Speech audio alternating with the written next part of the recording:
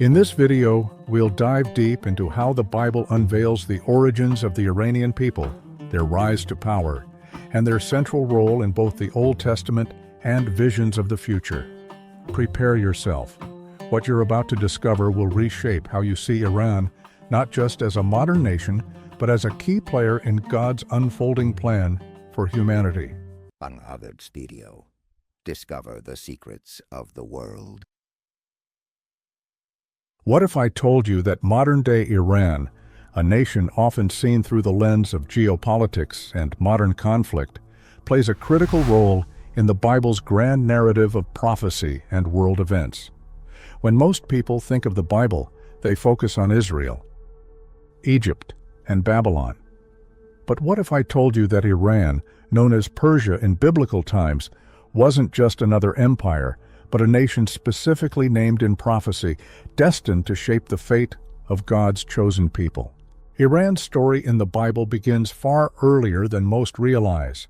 From the descendants of Noah, in Arabic Nuh, to the reign of Cyrus the Great, the history of the Iranian people is intricately interwoven with some of the Bible's most pivotal moments. But the most shocking revelation is this: God used Persia, a nation of pagan kings, to fulfill his divine plan for Israel. Persia was chosen to deliver the Israelites, rebuild their temple, and fulfill prophecies spoken centuries earlier. The Bible isn't just a historical record, it reveals God's hand guiding the fate of nations, including Iran. To truly understand Iran's role, we have to travel back to Noah and the Great Flood. After the flood, Noah's three sons, Shem, Ham, and Japheth, became the ancestors of all nations. According to Genesis 10, one of Japheth's sons was Madai, the progenitor of the Medes, a people closely linked to the Persians. Together, these groups would form the backbone of one of the most powerful empires in history, the Medo-Persian Empire. The Medes and Persians shared a common ancestry, and from this lineage, the modern Iranian people emerged. This means that from the earliest post-flood history, the Bible already had Iran intertwined in its story, a connection that sets the stage for the pivotal role Persia would later play. Centuries after Noah's descendants spread across the earth, the Persian Empire rose to power. Under the leadership of Cyrus the Great, Persia didn't just conquer lands and amass wealth, it became a critical player in fulfilling God's promises to the Israelites. Babylon, under King Nebuchadnezzar, had conquered Jerusalem, destroyed the temple, and taken the Israelites into exile in 586 BC. For 70 years, the Israelites languished in Babylonian captivity, just as the prophet Jeremiah had foretold. Then came Cyrus, a pagan king, yet one divinely appointed. In 539 BC, Cyrus conquered Babylon and declared the return of the Israelites to their homeland, ordering the rebuilding of their temple. This was no coincidence. Isaiah had prophesied about Cyrus over a century before he was even born, calling him God's anointed, Isaiah 44:28, 45:1. How could a pagan king be called God's anointed? Because God's sovereignty knows no bounds.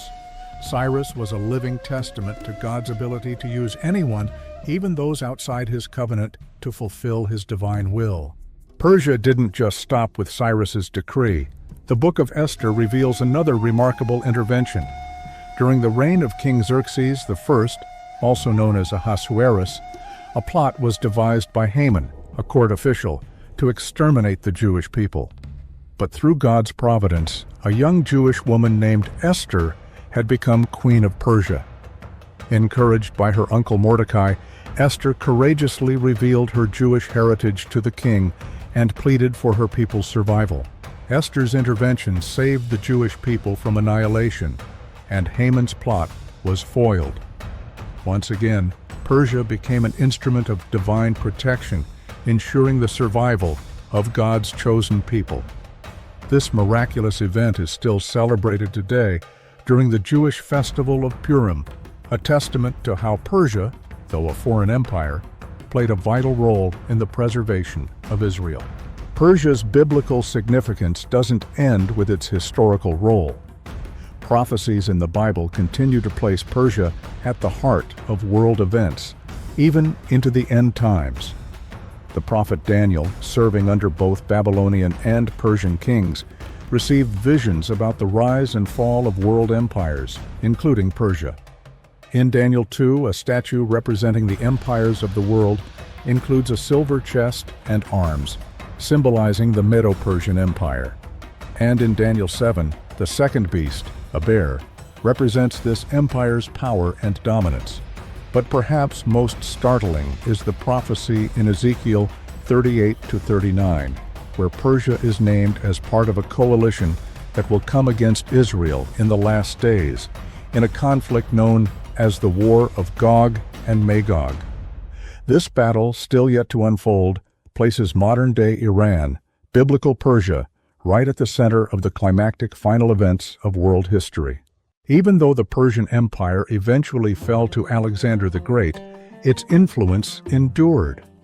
The Magi, or wise men from the east who visited the infant Jesus, are believed to have come from Persia, further linking this ancient empire to pivotal moments in Christian history. Persia's legacy of tolerance, governance, and culture influenced the spread of Judaism and later Christianity. Even today, as tensions mount in the Middle East, particularly between Iran and Israel, it's crucial to recognize that these modern-day conflicts are part of a much larger, divinely orchestrated story. The story of Persia, now Iran, is not just about ancient history. It's about God's eternal plan, unfolding across centuries and empires. From the descendants of Japheth through Madai to the rise of Cyrus the Great, Persia has played a pivotal role in the unfolding drama of salvation. And its significance doesn't end with its ancient history. Biblical prophecy points to Persia's ongoing influence in the end times, suggesting that Iran will continue to shape the destiny of nations. So, as we witness modern-day events in the Middle East, let's approach them with a biblical perspective. Persia, now Iran, stands as a reminder that no empire, no leader, no nation is outside of God's control. History is not random. It is the unfolding of God's divine plan. And as we see in the Bible, Persia remains a key player in that plan. We encourage you to share your thoughts in the comments below. Your insights can enrich our understanding of these ancient texts and their relevance in today's world. Thank you for joining us on this journey through history and spirituality. Don't forget to like, subscribe, and hit the notification bell for more engaging content. See you with another video. Till then, take care. Bye-bye.